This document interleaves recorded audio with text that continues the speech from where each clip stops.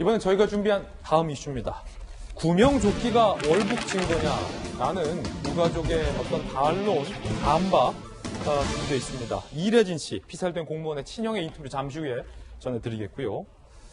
군이 밝혔던 것과 다른 증언들이 나오고 있어서 의문이 더해지고 있습니다. 구명조끼 슬리퍼, 군과 다른 증언들, 피격 공무원이 탔던 무궁화 10호가 목포로 귀환했습니다. 구명조끼 착용, 갑판에 슬리퍼 두고 엇갈린 증언들이 나오고 있습니다. 군과 해경은 슬리퍼가 선박에 남아있었던 점과 구명조끼를 착용했던 점을 종합할 때 월북 가능성이 있다라고 얘기를 했습니다. 그런데 해경은 실종 당시에 공무원이 구명조끼를 착용했던 정황이 있는지에 대해서는 그 증거를 확보하지 못한 것으로 현재 알려지고 있습니다. 그러니까 실종 당시 구명조끼를 입었다라고 단정할 수는 없다라는 얘기죠. 해경 관계자, 구명조끼 착용했는지 여부 확인되지 않았다. 수사가 진행 중이다. 라고 한 얘기를 했습니다. 그런데 무궁화 10호 선원들의 이야기가 논란에 불을 지폈습니다. 문제의 슬리퍼가 누구 건지 모른다라고 얘기를 했고요.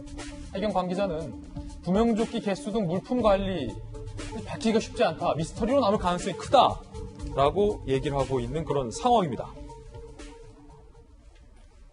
이재명 기자, 지금 우리 군이 밝혔던 월북의 증거가 몇 가지가 있습니다. 물론 군이 다 밝히지 못했던 민감한 내용도 포함이 되어 있겠습니다만 그중에 몇 가지가 바로 슬리퍼와 구명조끼인데 지금 해경의 얘기와 선원들의 얘기 들어보니까 정작 실종된 우리 공무원이 구명조끼를 자의로 입고 실종이 됐는지 여부가 확인되지 않는다라는 말이 나오고 있고 그 슬리퍼도 누구 건지 모른다. 선원들은 이렇게 얘기하고 있습니다.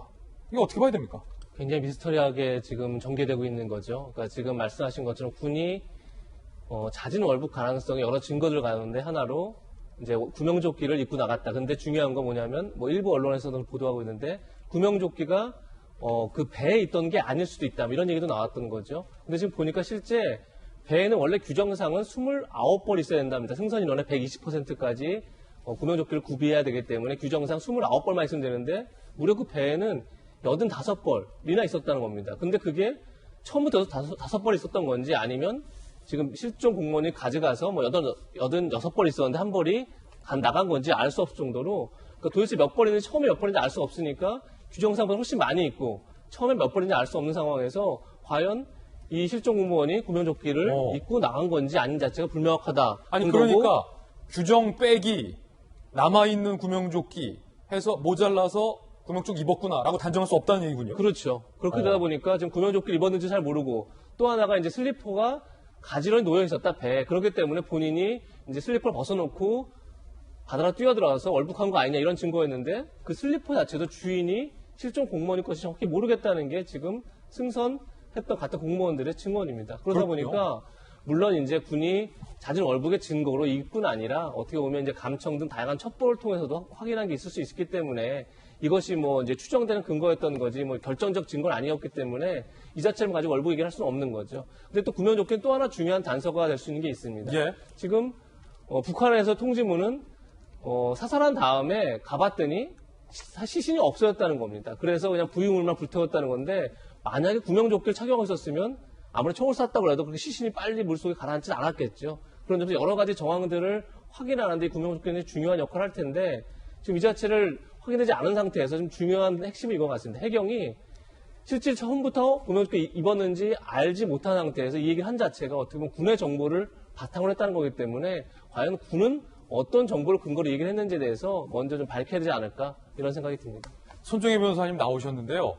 월북이냐 아니냐는 이 유가족들에게 있어서 굉장히 중요한 문제고 이 사건의 본질과도 연관된 문제이기도 한데 군이 월북이다라고 단정적으로 다소 앞서서 얘기를 했습니다.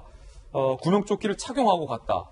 그리고 슬리퍼를 남기고 갔다가 왜 월북의 증거인지는 단서가 될 수 있는지는 저는 아직도 좀 이해가 잘 안 되는데 선원들은 정작 그 슬리퍼도 누구 건지 모른다라고 얘기를 하고 있으니 우리 군이 왜 이분을 월북했다라고 말을 했는지가 너무나도 의문입니다. 어떻게 보십니까? 일단 월북의 증거로 제시한 근거 중에 가장 핵심적이고 결정적인 것은 감청 내용을 근거로 했다라고 감청 말씀드릴 내용. 수 있고요. 슬리퍼와 구명조끼는 그것을 뒷받침하는 정황 증거로 이제 활용했던 것이 아닐까 생각이 드는데, 첫 번째는 국방부가 너무 성급하게 발표했다라는 점은 저도 동감을 하는 성급했다? 부분입니다. 왜냐하면 예. 실족 가능성도 현재로서는 배제하기 어려운 측면이고, 실족 가능성과 관련해서 슬리퍼를 벗어두고 실족했을 가능성도 있는 것이고요. 다른 신발을 쓰고 실족했을 가능성도 배제하기는 어렵기 때문에 그 감청 내용의 진위 여부라든가 그 진정성을 확인하지 않고 성급하게 밝힌 부분에 대해서는 유가족들의 어떤 고통이나 이런 것들을 충분히 공감할 수 있다. 그리고 말씀드리자면 월북이라는 의사표시를 입에서 이야기했을 가능성도 있습니다. 네. 저 북한으로 가겠습니다. 월북하겠습니다. 하지만 표류 중인 사람이 입장에서 처음부터 월북을 했는지, 또는 중간에 표류 과정에서 이대로 살다 북한 쓰기인 것 같은데 북한에 거기에 살겠다고 해야 나를 구조해줄 가능성이 높다라고 판단해서 일단은 진위는 아니지만 살려달라는 개념으로 나 북한에 살고 싶다 이렇게 얘기했는지 두 가지 가능성은 그냥 상식적으로 예상이 되는 예. 상황이기 때문에, 그렇다면 마치 고의적으로 처음부터 뭐 탈출을 계약하고 계획을 하듯이 이렇게 월북했다라고 섣불리 단언할 것은 좀 아니었다. 다만 예. 그렇게 판단한 근거는 아예 없는 것이 아니라, 아마 감청 내용을 제가 들어보진 않았지만 굉장히 구체적으로 월북에 대한 의사들이 서로 상부에 지시되는 것을 들었다면 국방부 입장에서 그렇게 발표할 여지는 있겠었겠죠. 하지만 예. 조사가 끝나고 나서 이런 근거가 제시된 다음에 해도 늦지 않았다라는 생각은 듭니다. 예. 그렇다면 앞서서 윤태호 실장이 잘 말씀해 줬는데, 이분이 월북을 한지 아닌지가 이번 사건과 무슨 관련이 있느냐, 뭐가 중하냐, 본질은 북한이 우리 국민을 총으로 사살했다는 건데 라고 말씀 주셨는데, 그렇다면 우리 군은 이렇게 논란이 될 것을 알았을 텐데 왜 월북이라고 성급하게 규정을 했는가? 무엇을 위해서? 이분의 형의 표현에 따르면 정부가 동생을 월북으로 몰고 가고 있다라고 지금 표현하고 있잖아요. 왜 이런 오해를 자초했을까? 저도 알 수 없죠. 근데 아까 제가 이제 혼재돼 있다, 공개 비공개 되는 거 다 혼재돼 있다 말씀드렸는데, 정부가 이분이 월북이라고 판단을 하더라도 그걸 어떤 법적 증거나 이런 거로 삼지는 못할 겁니다. 예컨대요, 뭐 미국 당국에서 누구를 사살했다 했을 때 이 사람은 어떤 정보를 거쳐가지고 우리가 사살했다는 걸 확인한 게 한 번도 없습니다. 보도가 나는 거예요. 그리고 거기에 대해서 노 코멘트를 하는 거죠. 그리고 월북을 명확하게 월북 입장을 밝혔다면은 북한 당국의 책임은 더 높아지죠. 이번 그래요? 사건에서도 약간 과거하고 독특한 것이, 북한 당국의 그 통지문을 보면은 예.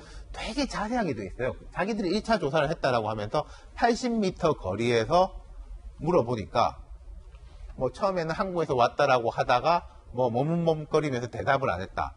그래서 40m 거리로 가까이 가가지고 더 물어보니까 뭘 뒤집어 쓰려고 하면서 도망치려고 해서 정당의 결심에 따라 사살했다. 그 다음 10m 거리까지 가서 확인을 해보니까 부유물만 있어가지고 그 부유물을 소각했다. 그냥 북한 주장입니다. 예. 북한 주장대로라면 이분이 명확하게 자기가 어떤 상황이고 뭔지를 이야기를 안 하니까, 우리는 코로나도 이제 그 방역도 철저하고 하는 당국에서 그럴 수밖에 없었다, 우리 입장에서는 이라고 말하는 거잖아요. 예. 근데 월북 의사를 명확하게 표현했고 그게 우리가 감청이 될 정도라면 되게 명확하게 표현할 것인데, 그럼 북측의 이 사과의 진정성이 확 떨어지는 그렇죠. 거죠. 월북 의사를 표현했는데도 불구하고 그렇게 잔인하게 처리를 했다라는 의미가 되기 때문에, 그렇죠. 자, 그렇다면 또 물어볼 수밖에 없습니다. 자, 박정화 대변인. 네.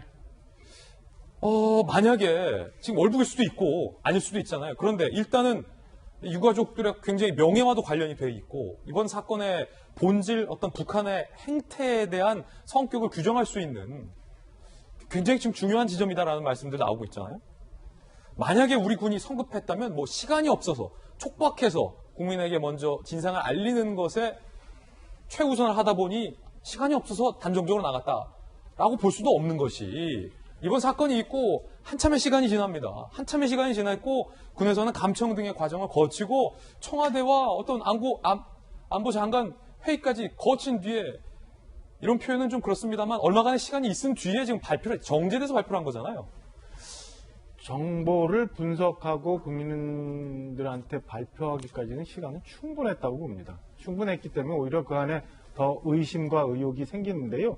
저는 지난주 방송에서도 말씀드렸지만 굉장히 이상하게 무언가 확인되기 이전에 정부가 성급하게 밑그림을 그리려 했던 거 아닌가라는 의심이 여전히 계속 남고요. 그렇게 해야 이 사건과 별개로 남북관계 복원 내지는 회복을 위해서 무언가 더 바라는 게, 더 북한과 얘기할 게 있기 때문에 이런 식으로 몰아갔던 거 아니냐라는 의심을 하게 됩니다. 오늘 아침에 어떤 보도를 보니까 사실은 이 사건이 일어나서 우리가 첫 첩보를 접하고 나서 사건이 종료될 때까지 시신이 완전히 훼손돼서 망가질 때까지 정찰 자산이 항공사진도 찍고 뭔가를 했다는 보도가 있더라고요. 그러면 처음부터 끝까지 모든 상황을 우리가 첩보라인, 감청, 아니면 항공사진 등으로도 다 확인하고 있었다고 생각이 드는데 국방부의 발표는 좀 의문스러운 게 있어요.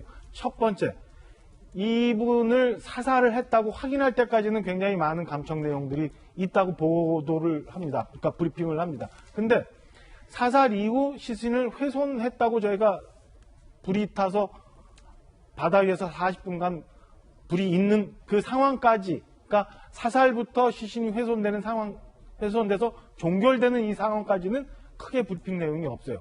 지금이라도 사살 이후 시신을 훼손했다 아니면 없다라는 북한 측의 감청 내용 등이 아까 우리 김수영 박사 말씀하신 것처럼 국민들한테 발표를 못하더라도 그럼 국회 내에서도 보고가 돼서 뭔가 밝혀질 수 있다면 저는 이 의혹이 어느 정도 해소될 수 있다고 보여집니다. 그런데 여전히 사살 이후부터 시신이 훼손될 때까지는 충분한 정보 자산에 대한 브리핑이 아직 없는 게 저는 좀 의아한 부분이라고 생각합니다. 박정하 대변인이 의견 주셨는데 박 대변인의 방금 발언은 우리 정부가 큰 그림을 그리고 다른 뜻으로 월북이라고 규정을 했다라고 들릴 수도 있고 그렇게 된다면 굉장히 논란이 일 수 있는 표현이기 때문에 단정적으로 말씀드릴 수는 없다라는 말씀 드리겠습니다. 박정하 대변인 개인 견해라는 말씀 분명하게 드리겠습니다.